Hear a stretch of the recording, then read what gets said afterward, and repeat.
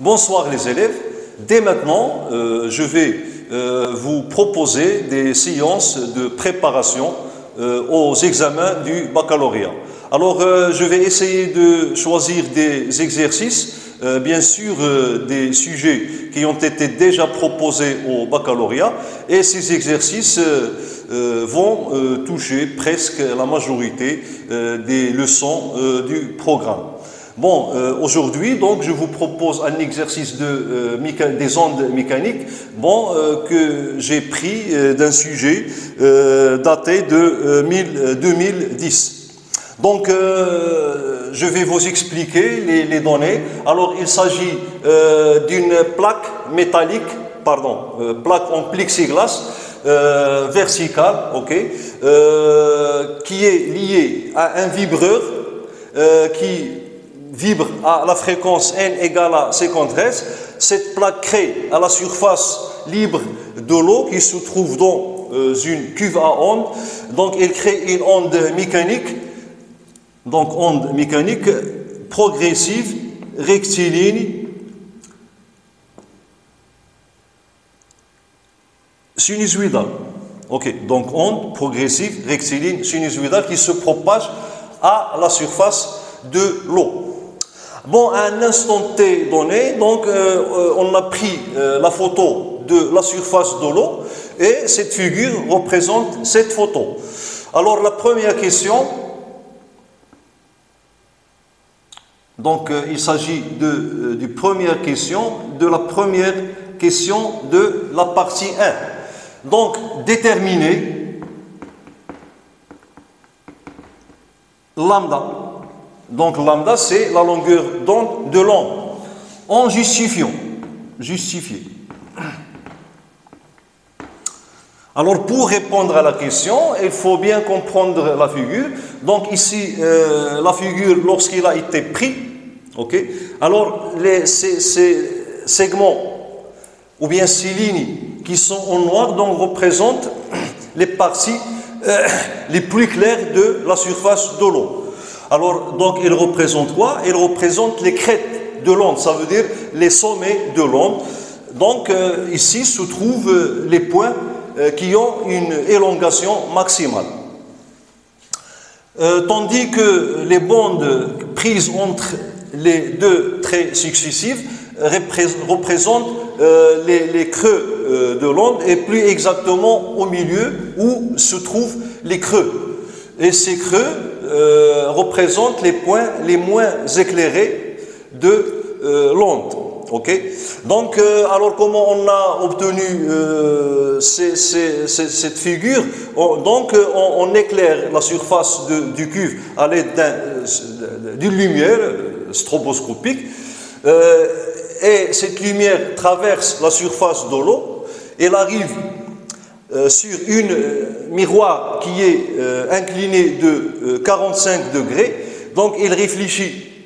Alors, la lumière, lorsqu'il traverse la surface de l'eau, il arrive verticalement sur la mémoire. Et d'après les lois de Descartes, donc, la lumière sera réfléchie horizontalement et cette lumière arrive sur un écran ou bien une plaque translucide.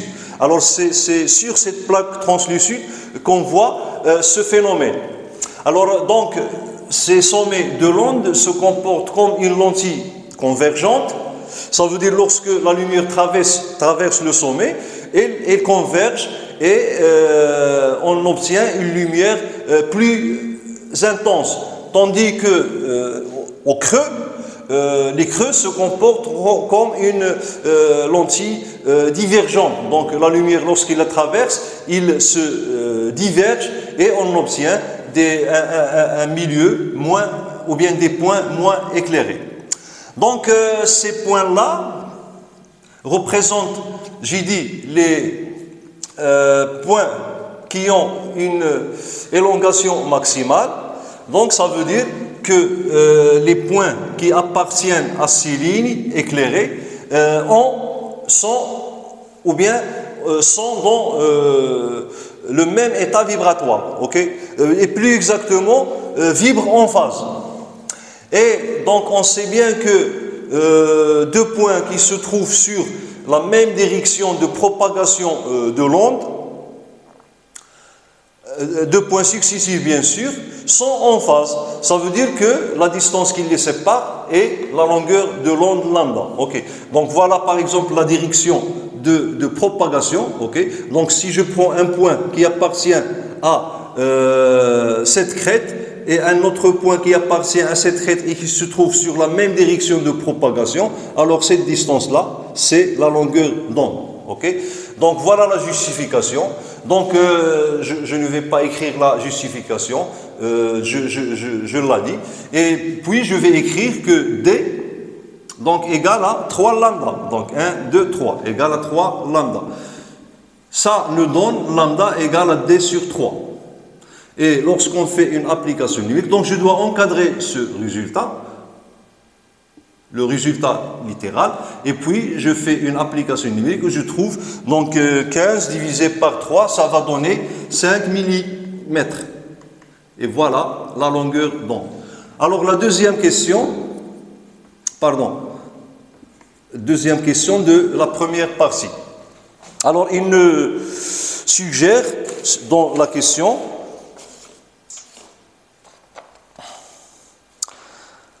on déduire la vitesse de propagation V. Donc, on déduire V, la vitesse de propagation de l'onde. Donc, pour déterminer V, c'est une déduction, donc je vais la déduire de la longueur d'onde. Donc, je dois me rappeler de la définition de la longueur d'onde. Alors, la longueur d'onde lambda, c'est quoi? C'est la distance parcourue par l'onde pendant une période. Et j'écris cette définition mathématiquement, donc lambda égale à la vitesse fois la période. Et comme on n'a pas donné la période, donc je peux la déduire de la fréquence qu'on a, qui est égale à 50 Hz, avec T égale à 1 sur N. Et puis je remplace T par 1 sur N, je trouve lambda égale à V sur N. Et finalement, je cherche V, ok, donc V égale à lambda N. J'encadre mon résultat. Et je fais une petite application numérique, okay. En calculant, je vais trouver 0,25 mètres par seconde. Alors la question suivante, donc 1,3.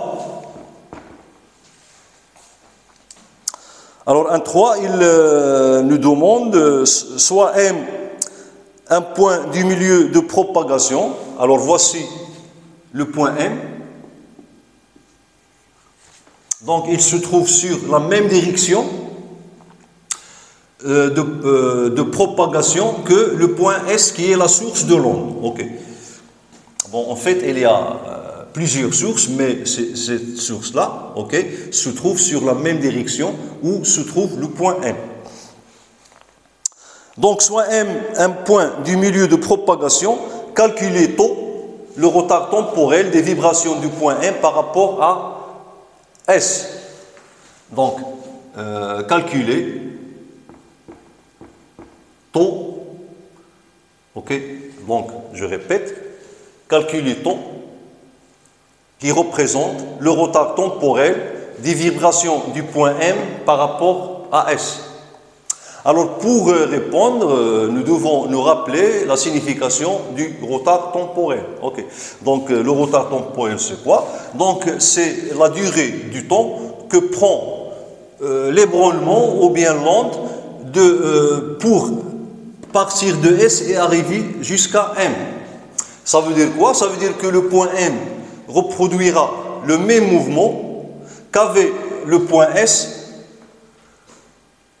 Ok, avant taux, pardon, après taux, après le retard temporel. Alors je répète, M reproduit le même mouvement de S après un retard temporel qui est taux. Donc taux égale, alors donc taux c'est un retard temporel. Ça veut dire que taux égale à la distance SM divisé par la vitesse.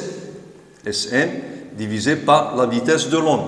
Et SM, d'après la figure, ok, Alors ici, on a les mêmes distances, ça veut dire la distance de la première crête et la plaque est égale à lambda d'après la figure.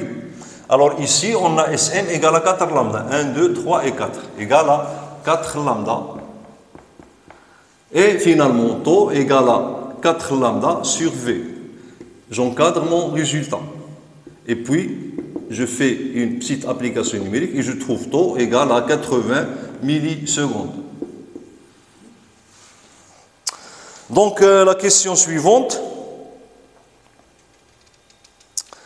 On double cette fois-ci la fréquence du vibreur. Ok, donc voilà la question 1,4. On double la fréquence du vibreur, ça veut dire n prime égale à 2n. Et on mesure la longueur de l'onde lambda et on trouve que lambda prime égale à 3 mm. Calculez la nouvelle vitesse de propagation V'. Alors, calculer V'.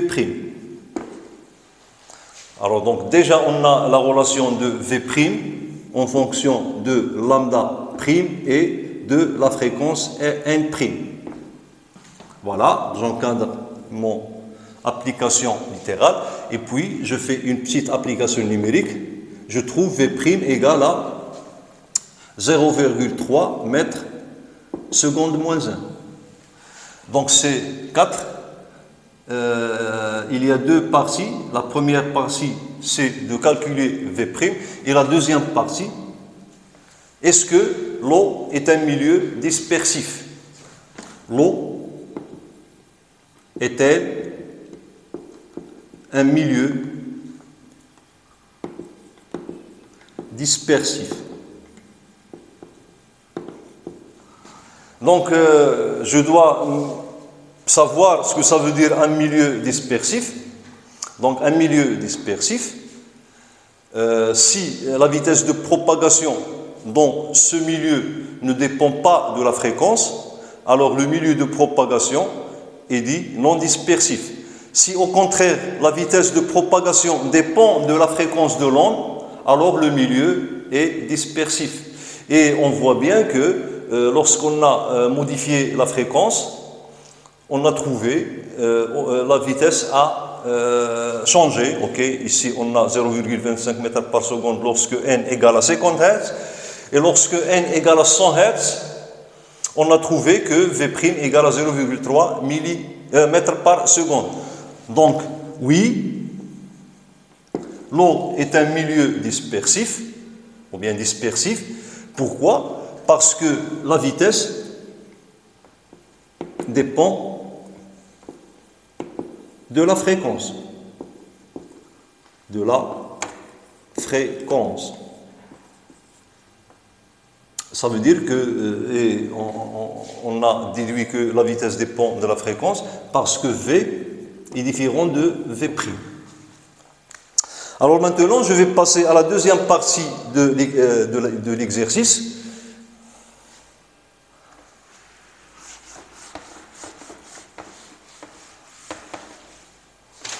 Alors, deuxième partie, ok. Donc, on met une plaque verticale dans la cuve à onde, ou bien, pardon, pas une plaque, mais un obstacle, et cet obstacle est formé par deux plaques. Lorsqu'on met ces deux plaques, on laisse une ouverture entre eux. Et cette ouverture a une largeur qui est égale à petit a. Alors, ces deux plaques présentent un obstacle.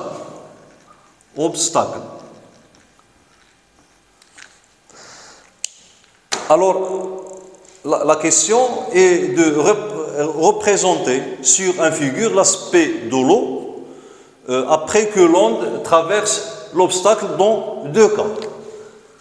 Donc, représenter l'aspect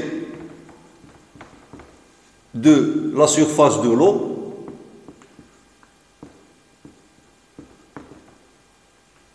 dans les deux cas. égale à 4 mm et A égale à 10 mm.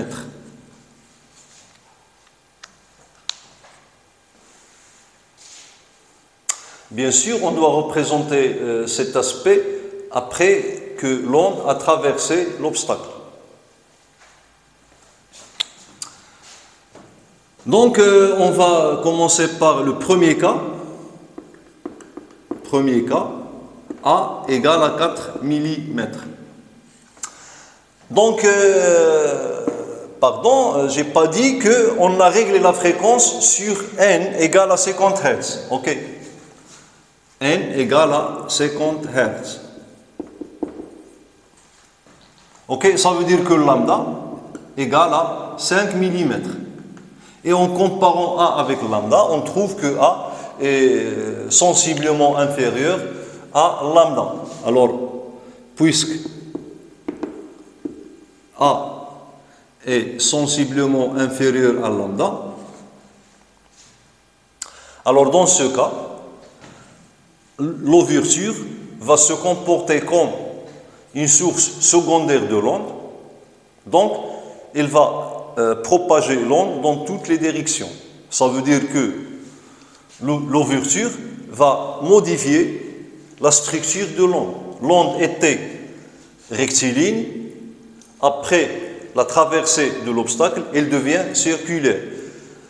Alors l'onde se propage dans une seule direction, mais après qu'elle a franchi l'obstacle, il se propage dans toutes les directions. C'est-à-dire que sa structure a été modifiée par l'ouverture, sans modifier ses propriétés, à savoir la vitesse et la longueur d'onde. Alors dans ce cas, on dit que l'ouverture diffracte l'onde incidente. Ok. Donc, puisque A, alors, l'ouverture diffracte l'onde incidente. Alors, qu'est-ce que ça veut dire diffracte? Ça veut dire qu'il change la structure de l'onde sans modifier ses propriétés qui sont la vitesse et la longueur d'onde. Bon, j'ai répondu par l'essentiel, voilà l'essentiel. Et je vais maintenant représenter l'aspect de l'eau. Donc je vais dessiner l'obstacle qui est muni de l'ouverture de largeur A. Donc ici l'onde est rectiligne, donc ici on a lambda. Cette onde est appelée onde incidente. Alors en passant par l'ouverture, donc l'ouverture se comporte comme une source secondaire et elle va faire propager l'onde dans toutes les directions. Ça veut dire qu'ici on aura une onde circulaire. Donc lorsqu'on trace ces demi-cercles, ils doivent être équidistants et la distance qui sépare est la même que celle-là. Donc je dois mesurer cette distance et je dois avoir un compas. Okay? Donc sinon j'essaie de tracer des cercles, okay? Manuellement. Voilà. Et voilà. Et voilà, ici, je dois mentionner que cette distance est lambda. Et j'écris ici onde diffractée. Onde diffractée.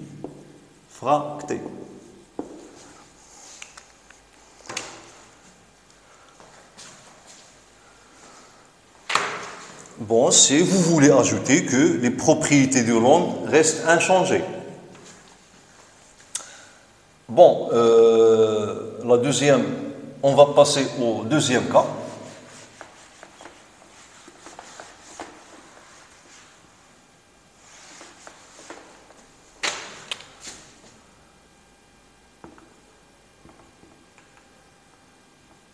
Deuxième cas, A égale à 10 millimètres.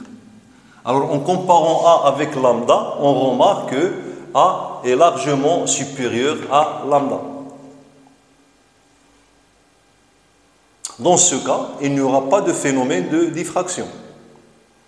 Ça veut dire que l'ouverture ne modifiera pas la structure de l'onde et ses propriétés donc toujours restent inchangées, mais cet obstacle va réduire la zone de propagation de l'onde. Alors donc, puisque A est largement supérieur à lambda, alors l'obstacle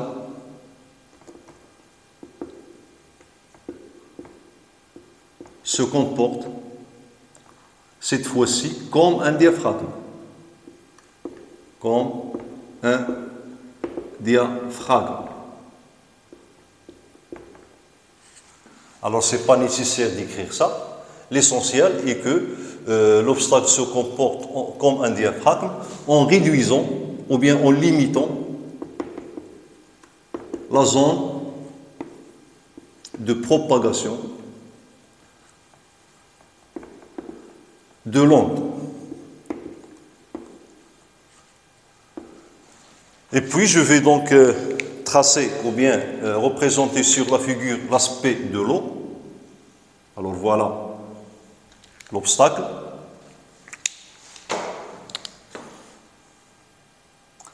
Donc, ici, j'ai l'onde qui est rectiligne. Alors, lambda. Alors, lorsque l'onde va franchir l'obstacle, ici obstacle, mais la zone de propagation de l'onde sera réduite à la largeur de l'ouverture et je dois respecter cette distance, sera la même que celle-là. Voilà, et voilà. Alors ici je dois mentionner que cette distance est lambda. Donc, toujours ici, je dois écrire onde incidente. Et ici, onde, cette fois-ci, onde diaphragmée. Diaphragmée. Et voilà pour cet exercice. C'est tout.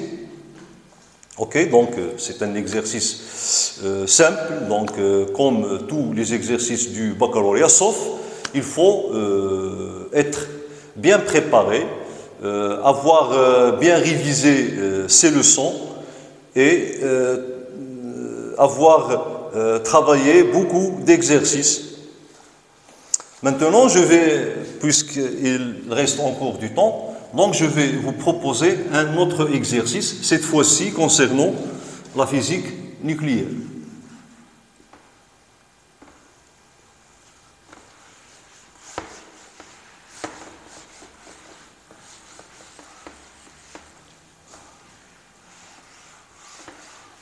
Alors, ce sujet a été proposé au sujet de baccalauréat en 2010.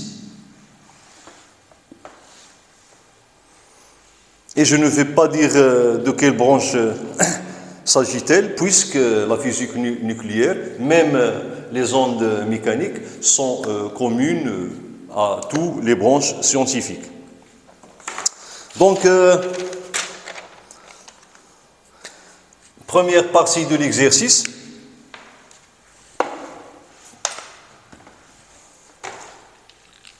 Donc, physique nucléaire.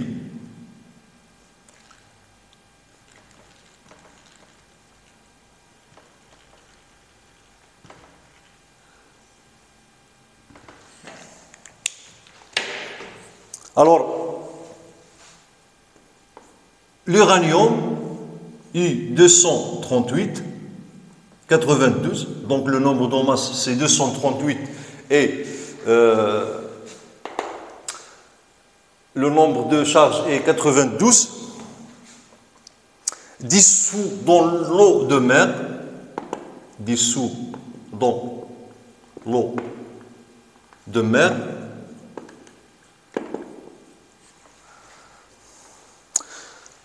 donne les atomes de thorium. Thorium, alors le symbole de son noyau est 230, 90. Avec l'émission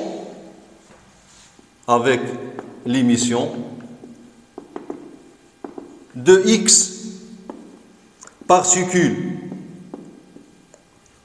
alpha et Y particules bêta moins. Donc la première question, 1, écrire l'équation de cette transformation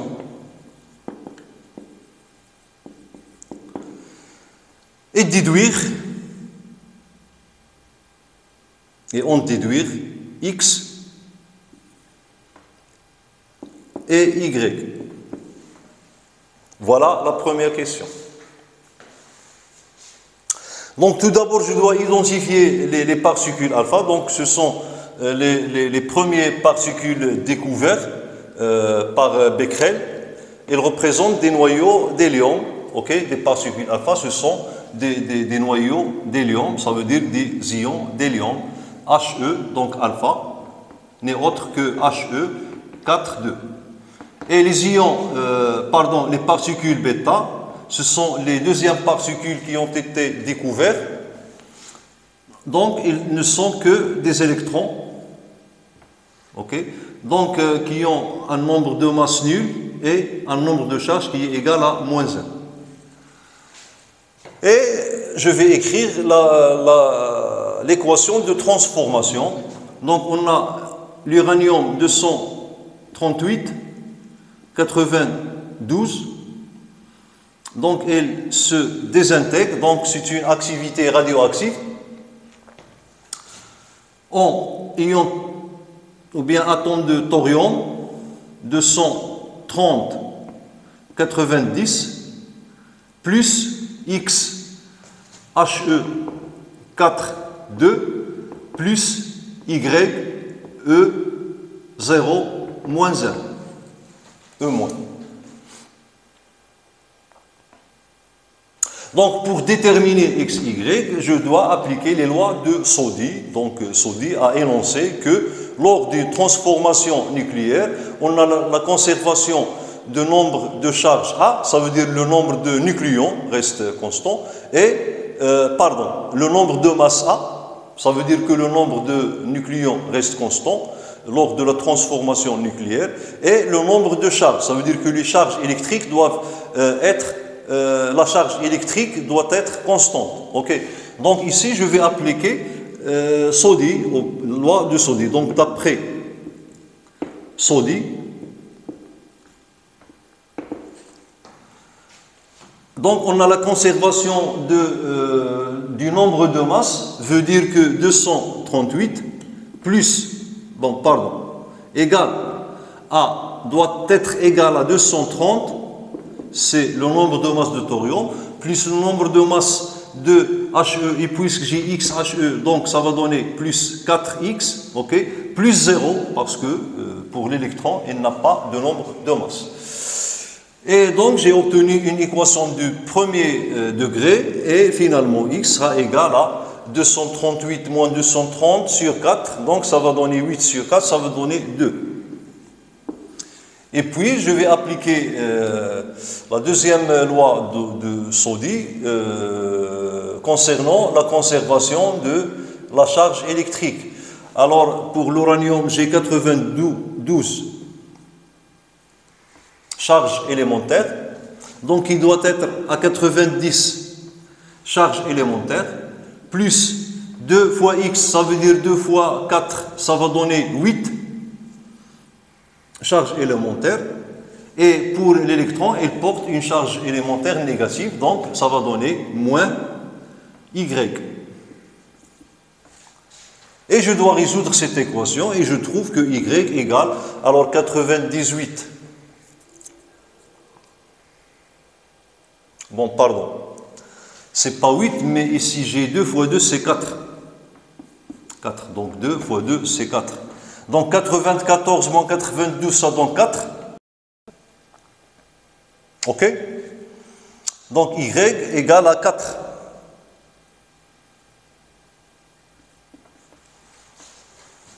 Pardon. 94 moins 92, ça donne 2. Donc y égale à 2. Et voilà, donc, on a répondu à la première question. Alors la deuxième question.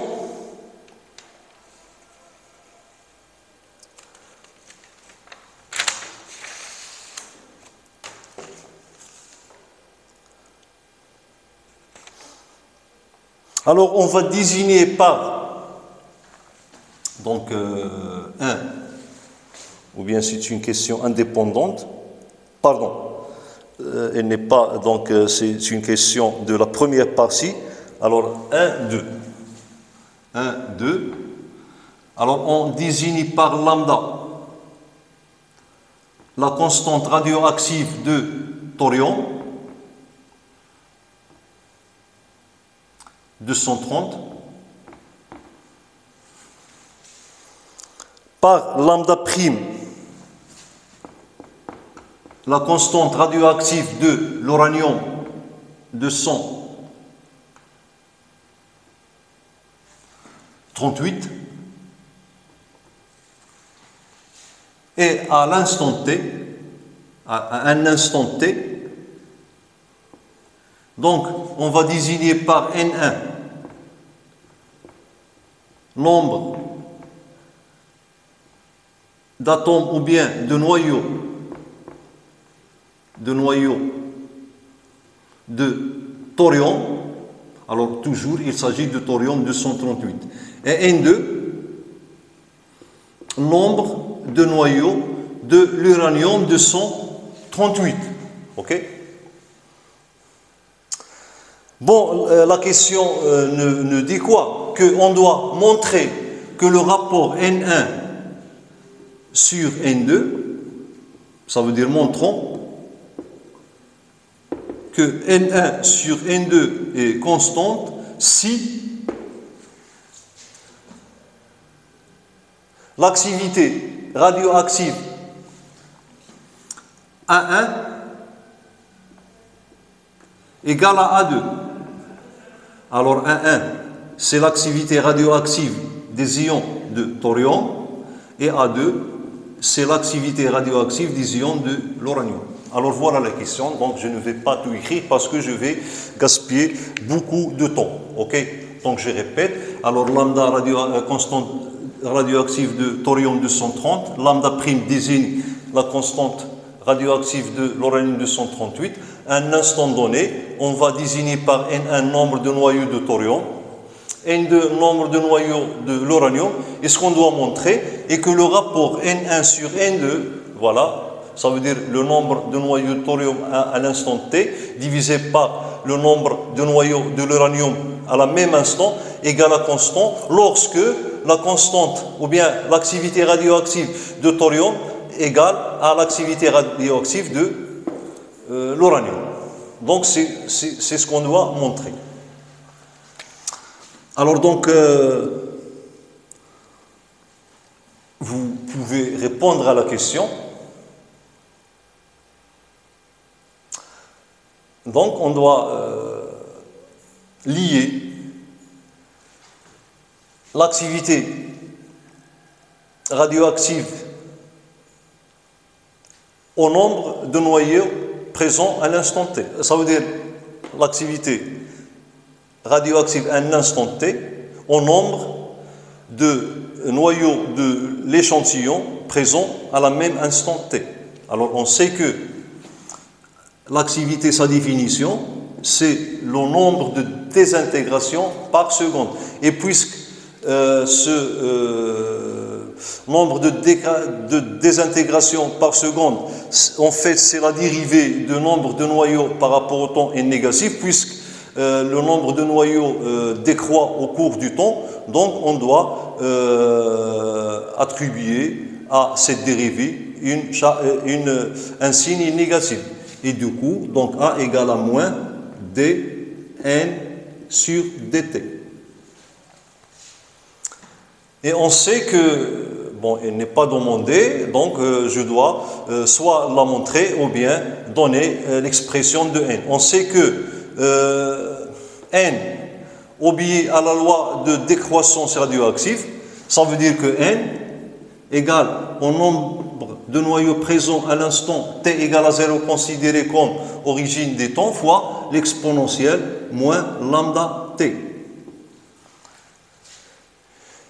Et voilà, donc je vais dériver n et j'obtiens a égale à moins la dérivée de n sur par rapport au temps. Donc ça va donner moins avec le moins, ça donne plus. Je trouve lambda n0 exponentielle moins lambda t.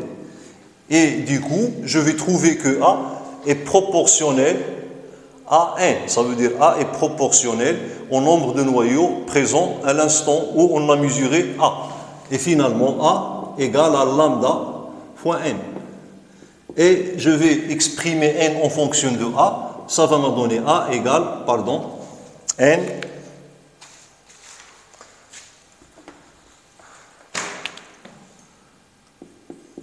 égale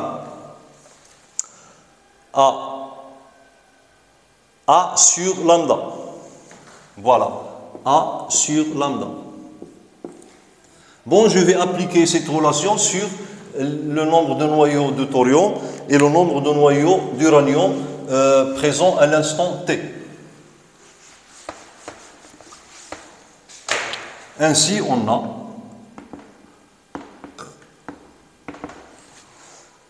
donc N1 égale à A1 sur lambda, N2 égale à A2 sur lambda prime. Donc j'ai utilisé les symboles qu'on a donnés. J'ai fixé mon rapport, donc N1 sur N2 égale à donc A1 sur lambda, A1 sur lambda, divisé par A2 divisé par lambda prime. Donc lambda prime retournera au numérateur, voilà lambda prime, et A2 reste au dénominateur. Alors voilà donc l'expression de ce rapport en fonction de lambda, prime A1, lambda et A2. Bon, si A1 égale à A2, on traîne que le rapport A1 sur A2 égale à 1. Alors, on trouve N1 sur N2 égale à lambda prime sur lambda 2 égale à une constante. Alors voilà ce qu'on nous a demandé. Bon, la question suivante.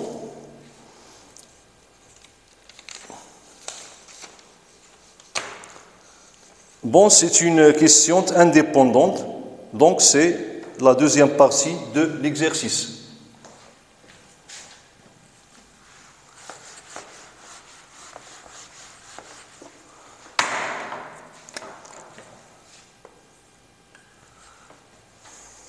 Alors, l'objectif de cet exercice, on va le découvrir à la fin, parce que, en fait, dans l'exercice, on a commencé par une introduction. Moi, j'ai laissé cette introduction à la dernière question, parce que cette introduction est liée à la dernière question, et cette introduction va nous montrer l'objectif de cet exercice.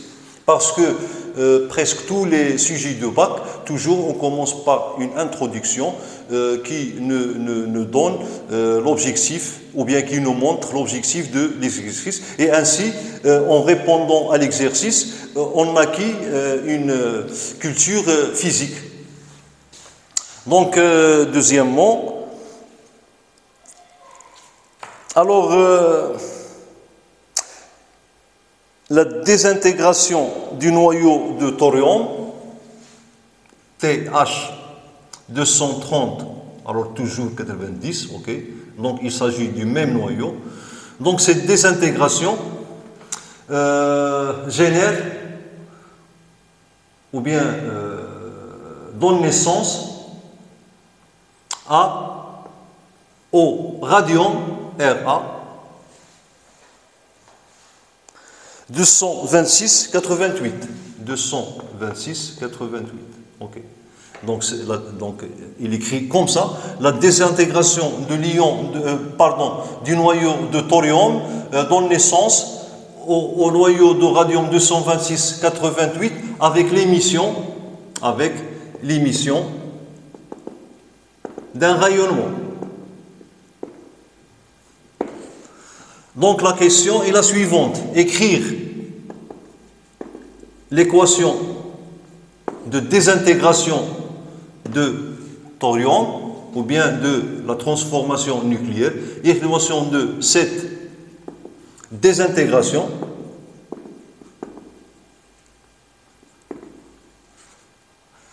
est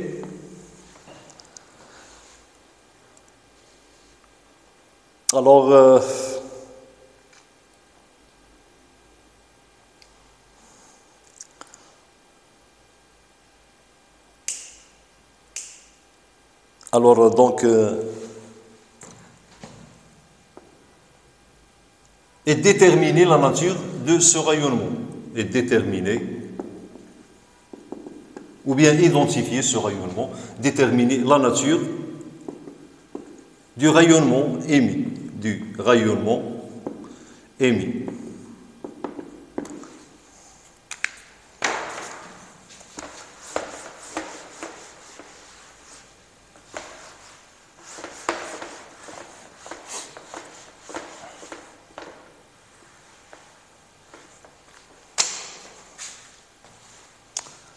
Bon, alors l'équation est la suivante. Donc le noyau de thorium 230,90, en se désintégrant, elle donne naissance au noyau fils, le radium 226,88, plus une particule Y qu'on doit identifier, donc d'après les lois de Soddy. Ici, donc A et Z. Donc, d'après Soddy, ou bien les lois de Soddy, donc la conservation des nucléons impose que 230 égale à 226 plus A, donc A égale à 4, 230 moins 226. Et Z, donc 90 doit être égal à 88 plus Z. Alors implique que Z égale à 2. Alors si j'aurais ici une contradiction, donc je dois ajouter une autre particule, ok? Mais moi j'ai proposé, ou bien j'ai mis une seule particule, et je trouvais que cette particule, c'est l'hélium. Donc, lorsqu'il est écrit ici, ou bien lorsqu'il est obtenu après la désintégration, donc cette équation obéit aux lois de Soddy. Si je trouve que cette loi, ou bien le choix d'une seule particule n'obéit pas aux lois de Soddy, je peux ajouter une autre particule. Donc, lorsque j'ai proposé une seule particule, donc j'ai trouvé que cette particule est l'hélium. Donc, Y est le noyau d'hélium He4,2 et le rayonnement est alpha. Ça veut dire l'émission des particules alpha qui ne sont autres que les noyaux d'hélium. Alors donc, on va passer maintenant à la question 3. La question 3. Donc, c'est une question indépendante.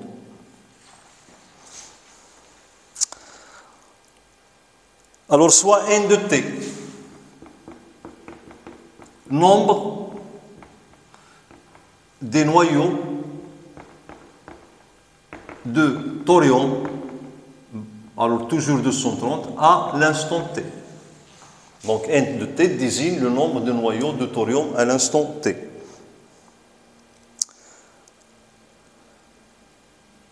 N0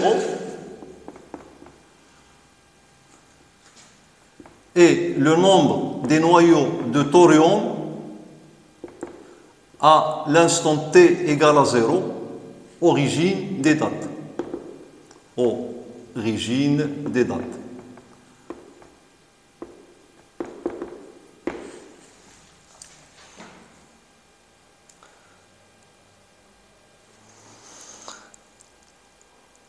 Alors le graphe suivant représente les variations du rapport n de t sur n0 au cours du temps.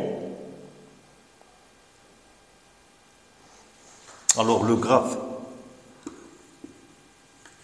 suivant représente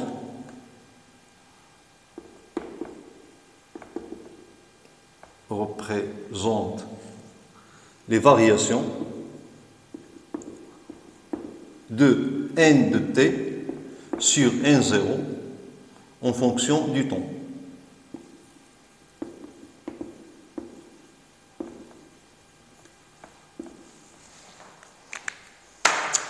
Alors je vais essayer ici de vous donner le graphe. Bon, je sais bien que ce graphe doit être clair, mais l'important, ce n'est pas le graphe, mais la méthode d'exploiter le graphe. C'est ce qui est important. Alors, si vous connaissez la méthode d'exploitation, alors donc, vous avez déjà trouvé la réponse, parce que si je connais la méthode et j'ai devant moi le graphe, donc je vais trouver le résultat immédiatement. Alors le graphe, donc je vais essayer de le représenter, ok, à peu près. Donc voilà, l'axe des Y, donc il représente n de t sur n, ok. Alors l'axe des Y est gradué en 2,5 graduations. Voilà la première graduation, la deuxième graduation, ici demi-graduation. Ok. Alors donc ici j'ai 0,4, ici j'ai 0,8. Ça veut dire ici j'ai 1. Ok. Parce qu'une demi-graduation représente 0,2. Et l'axe des X, ok, donc ici j'ai le temps en 10 puissance 4, 3 ans, ça veut dire 1000 ans. 10 puissance 3 ans.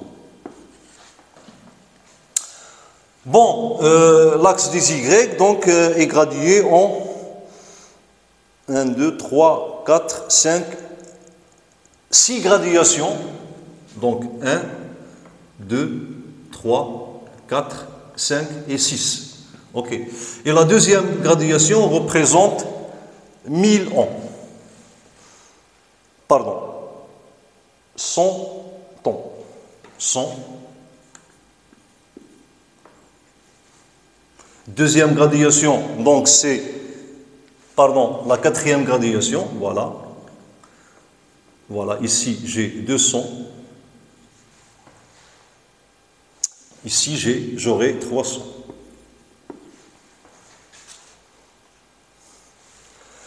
Bon, alors moi j'ai fait des petites mesures et j'ai trouvé que lorsque t égale à 100, ce rapport égale à 0,4. Donc ce point a pour coordonnée 100 et 0,4. Et la courbe au voisinage de 200, elle passe juste au-dessous de 0,2. Voilà 0,2. 200, donc elle passe, voilà.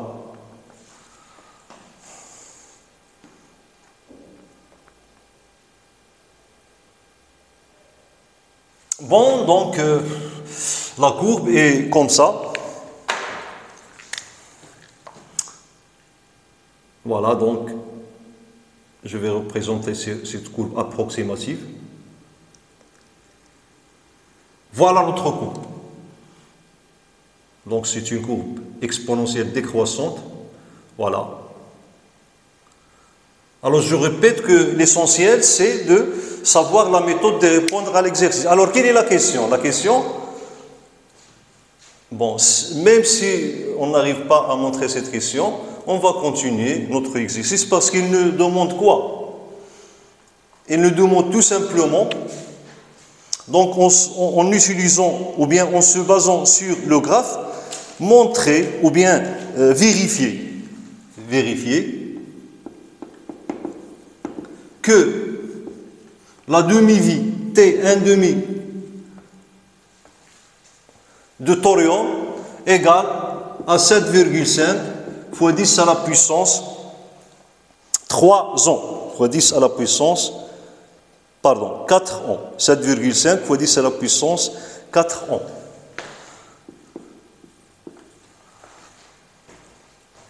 Ok? Donc la question est simple. L'essentiel, c'est de trouver la méthode de répondre.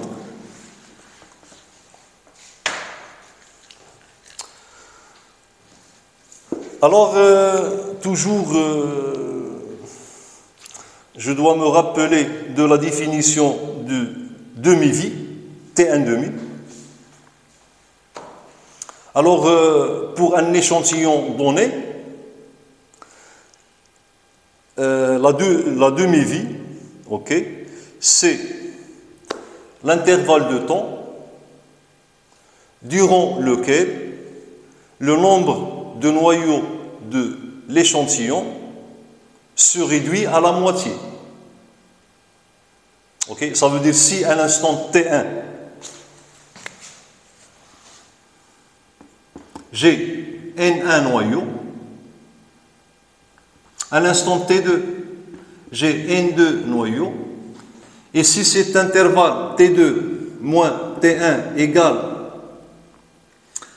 à la demi-vie, ça veut dire T1,5, alors N2 égale à N1 sur 2. C'est la définition de la demi-vie d'un élément radioactif. Alors d'après cette définition, donc je dois déterminer sur la figure le temps qu'a mis N0 qui est pris ou bien mesuré à l'origine des dates pour se désintégrer et se réduire à N0 sur 2. Donc à T1,5, N de T égale à N0 sur 2 implique que le rapport N de T sur N0 égale à 0,5. Donc je dois chercher cette ordonnée sur l'échelle des ordonnées, 0,5. voilà 0,5, ok. Et je cherche l'abscisse du point correspondant à cette ordonnée. Pardon, ici c'est 0,6, ok. Donc 0,5 se trouve quelque part ici. Voilà. Et je fais une projection orthogonale de ce point sur l'axe des x. Et d'après l'échelle, ici, donc, il m'a donné à peu près égal à 7,5, ok. Donc, ce ton-là, donc, il est égal à 7,5 fois 10 à la puissance 3. Ça veut dire ici 75 fois 10 puissance 3, donc ça va donner 7,5 fois 10 à la puissance 3, ok. Donc, graphiquement,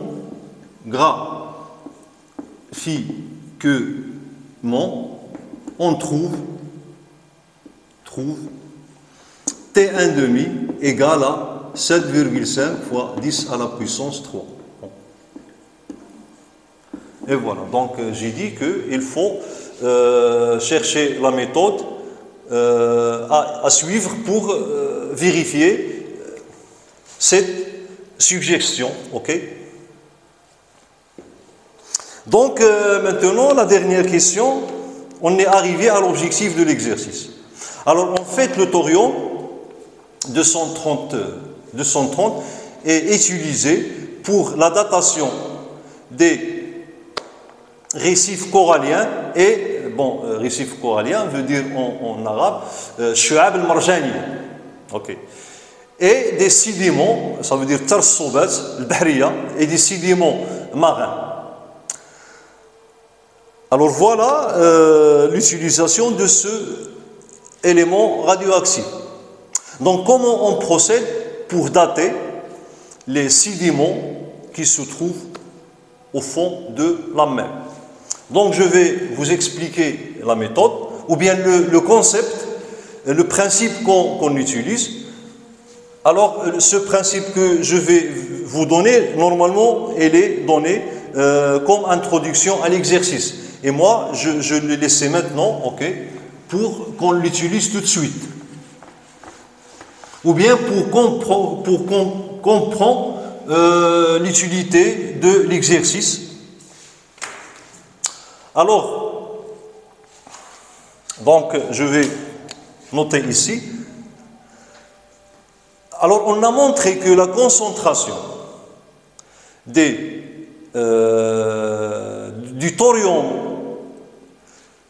dans les couches qui sont en contact avec l'eau de mer reste constante et diminue lorsqu'on pénètre dans les couches sédimentaires. Ok, ça veut dire si je considère que ce niveau-là représente le fond de la mer, fond de mer, alors au-dessus, il y a l'eau, dans mer, bien sûr, et là, on a les sédiments marins. Ok, sédiments marins. Bon, sédiments marins. Bon, le thorium qui se trouve dans l'eau de mer, ou bien qui est dissous dans l'eau de mer, ou bien qui se trouve sur ces couches qui sont en contact avec l'eau, ok, sa concentration reste constante. Tandis que la concentration du thorium dans le sédiment diminue avec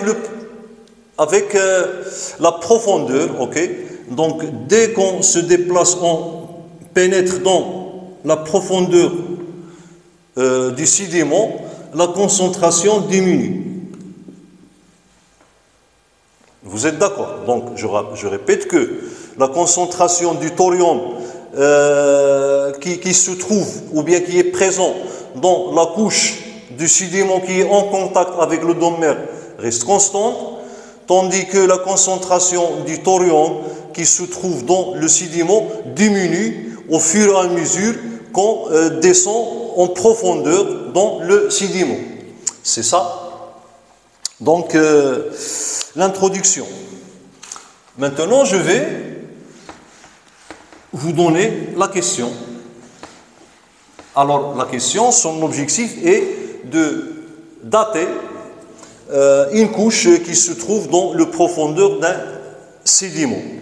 Alors, pour ce faire, on a prélevé d'un sédiment du fond marin un échantillon qui a la forme cylindrique. Voilà, la forme cylindrique.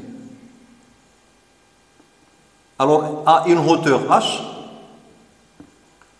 et il présente deux bases. Cette base, c'est la base profonde, donc je vais la noter par B. P, base profonde. Et cette base, c'est la base superficielle, ça veut dire qu'il est en contact avec l'eau. Donc, je vais le noter par la base supérieure. Ok. Alors, la base inférieure, la base supérieure, qui est en contact avec l'eau. Ici, on a l'eau de mer. Alors, cet échantillon, je vais le nommer par E. Alors, dès qu'on a prélevé cet échantillon, donc on a pris deux morceaux, ou bien deux parties, ou bien deux portions. Une portion de la base supérieure qui a une masse M, donc portion de BS de masse M, et on a fait une analyse et on a trouvé que la masse de thorium contenue dans cette portion est MS égale à 20 microgrammes.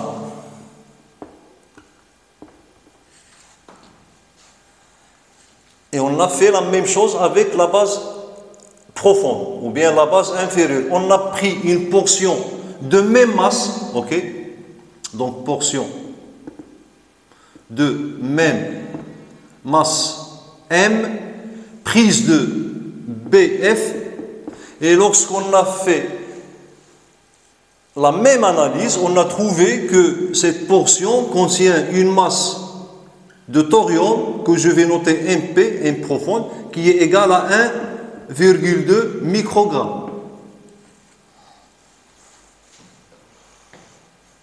Alors voici les données d'exercice. Alors la question. On prend l'origine des dates, donc ça veut dire à t égale à 0. On va prendre que M0 égale à MS. Ok, ça veut dire qu'à t égale à 0, on a la même masse qui se trouve dans la portion de la base supérieure et qui se trouve dans la base profonde de cet échantillon. Ok, je répète que à t égale à 0, la même masse de thorium qui est égale à MS, ça veut dire 20 mg à l'origine des dates, il se trouve dans la portion de la base supérieure et la portion de la base inférieure.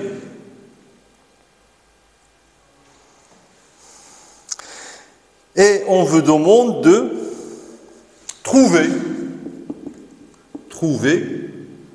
l'âge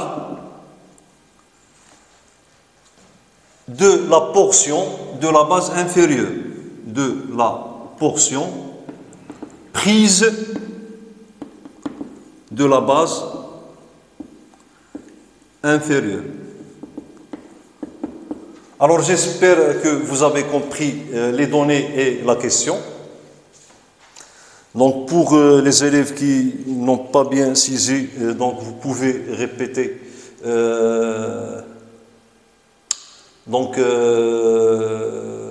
la vidéo à partir de l'explication que j'ai donnée, pour bien comprendre les données, pour pouvoir répondre, parce que si on comprend bien la question, alors on est à moitié du chemin de la réponse.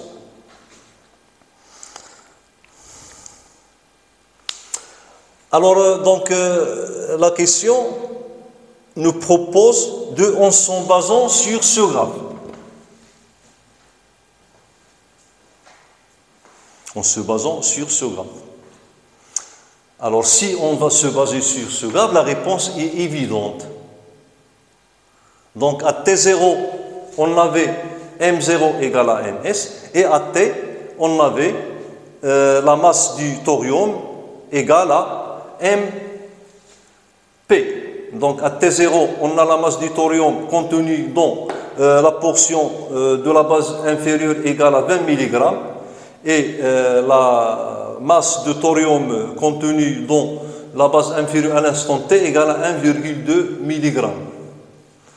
Alors donc, peut-être vous allez vous dire que je peux, en se basant sur le graphe, de calculer ce rapport et de déterminer l'instant où ce rapport prend la valeur trouvée. Bon, donc on va essayer avec cette méthode. Alors, donc tout d'abord, on va trouver que n de t sur nn égale à m p sur m0. Ok, donc on sait bien que m0 égale au nombre d'atomes de thorium présents à l'instant t égale à 0, n0, multiplié par la masse du noyau, bien sûr du thorium. Et MP, ça veut dire la masse mesurée à l'instant t, égale au nombre présent à l'instant t des atomes de thorium fois la masse du noyau. Et en faisant le rapport, on va trouver que MP sur M0 donc égale à N de T fois la masse du noyau divisé par N0 fois la masse du noyau, et en simplifiant par la masse du noyau, on trouve que MP sur M0 égale à N de T sur N0. Ok? Alors, si on fait notre calcul, on va trouver que, donc application numérique, donc MP sur M0 égale à 0,06. Ok, donc 1,2 sur 20, ça va donner 0,06. Alors donc, vous allez vous dire que je vais ici trouver 0,06. Ok, alors donc j'ai 10 cm dans la figure représente 0,4. Alors donc 0,06 va représenter combien pardon, ici 10 mm. 10 mm. Alors 10 mm, voilà, 10 mm représente sur la figure 0,4. Tandis que x mm va représenter 0,06.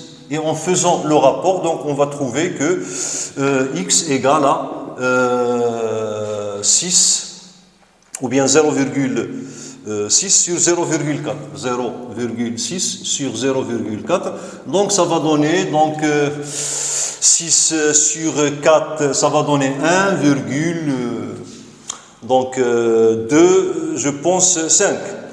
6 donc sur 4 c'est 1, le reste c'est 2. Alors 20 sur 4 c'est 5. Alors excusez-moi si je fais une erreur quelque part, mais donc c'est à peu près 1,5 mm.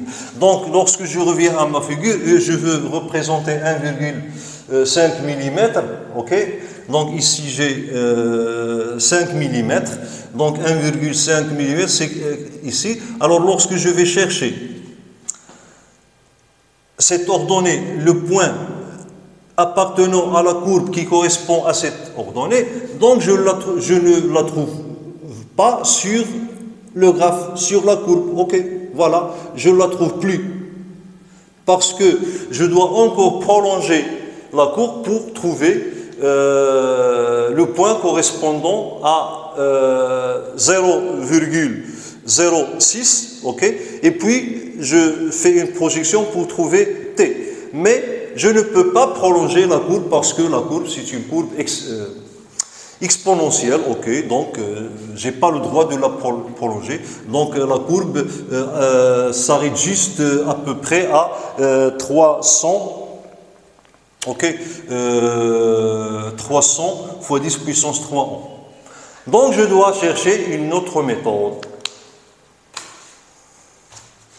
Je dois chercher une autre méthode parce que la méthode graphique ne me permet pas de trouver l'abscisse du point qui a comme ordonnée 0,06 du fait que la courbe ne me le permet pas. Alors je dois chercher autre méthode.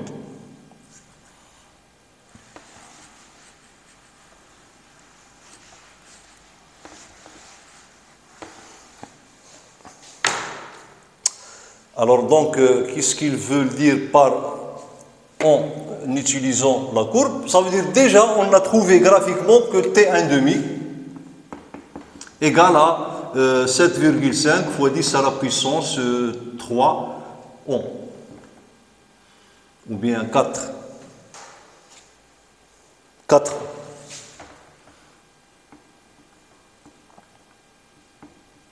Alors je dois exploiter ce résultat parce que ce résultat est graphique, on l'a obtenu graphiquement. Donc ce que je dois faire, donc je dois partir de la loi de désintégration radioactive concernant le nombre de noyaux n de t. Donc on sait que n de t égale à n0 exponentielle moins lambda t. Okay. Donc alors ce résultat, je la trouve facilement en partant du fait que à l'instant t, le nombre de désintégration est proportionnel au nombre de noyaux présents. Et puisque le nombre de noyaux diminue au cours du temps, donc le nombre de désintégration par unité de temps est négatif. Et j'intègre et j'obtiens ce résultat. Quand même, donc cette démonstration n'est pas demandée, donc je peux écrire qu'on sait que, voilà. Parce que le but est ne pas de montrer cette formule, ok, parce qu'elle n'est pas demandée.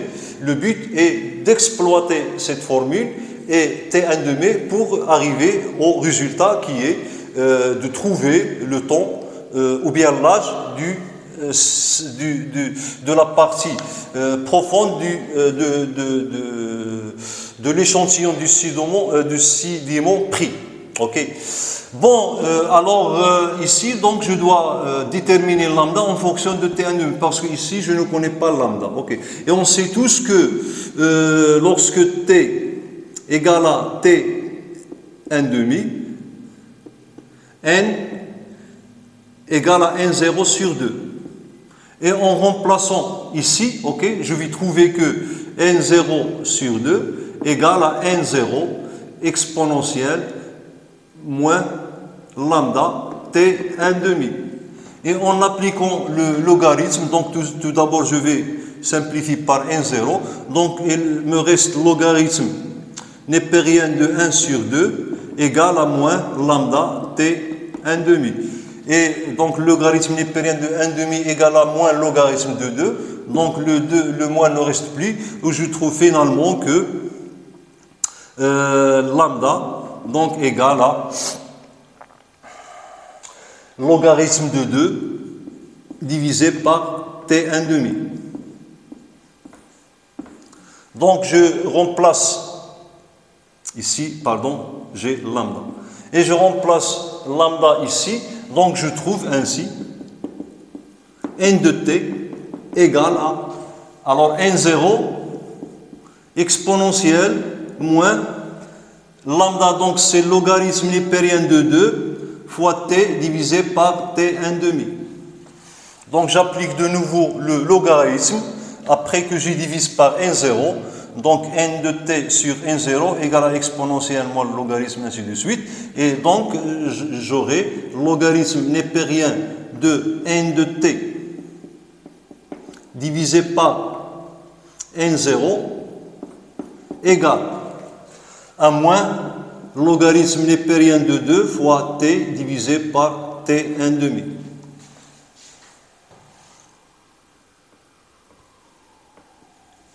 Donc, pour que je me débarrasse de ce moins, j'inverse ce rapport et je trouve que t, donc je cherche t, alors ici 1 demi, donc logarithme népérien de n0 sur n de t, qu'on a déjà calculé égal à 0,06, égale à, un conseil, il ne faut jamais remplacer les grandeurs par leur valeur numérique. On doit tout d'abord déterminer l'expression littérale de la grandeur demandée et puis on fait une application numérique. Donc c'est la méthode que vous devez utiliser pour ne pas perdre de temps. Parce que si je remplace les valeurs avec les valeurs numériques et je trouve le résultat final fausse, ou bien il s'avère qu'elle n'est pas juste, alors je vais perdre tous les points donnés sur la question. Donc, égal à logarithme népérien de 2, t fois t divisé par t1 demi. Et comme je cherche l'instant t, qui représente l'âge du sédiment qui est en profondeur, donc t égale, alors logarithme népérien de n0 sur n de t divisé par, alors ici t, divisé par logarithme népérien de 2, logarithme népérien de 2, multiplié par t1 demi. Et voilà mon résultat final. Et puis, je prends ma calculatrice et je fais mon application numérique. Alors, si je n'ai pas commis des erreurs lors des calculs, alors moi j'ai trouvé 3,04, donc t est à peu près égal à 3,04 fois 10 à la puissance 5 ohm.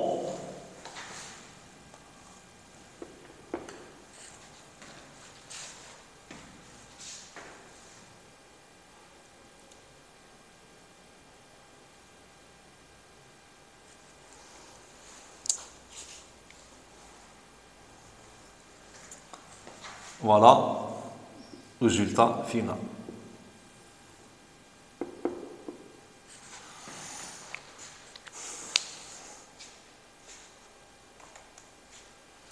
Alors, c'est tout pour cette séance. Donc, attendez d'autres vidéos qui seront consacrées aux exercices pris des sujets d'examen de bac. Et je choisirai les meilleurs exercices qui seront comme un rappel du cours et comme une application des lois et des théorèmes et des principes et des relations que vous avez vus durant le programme de physique. Merci.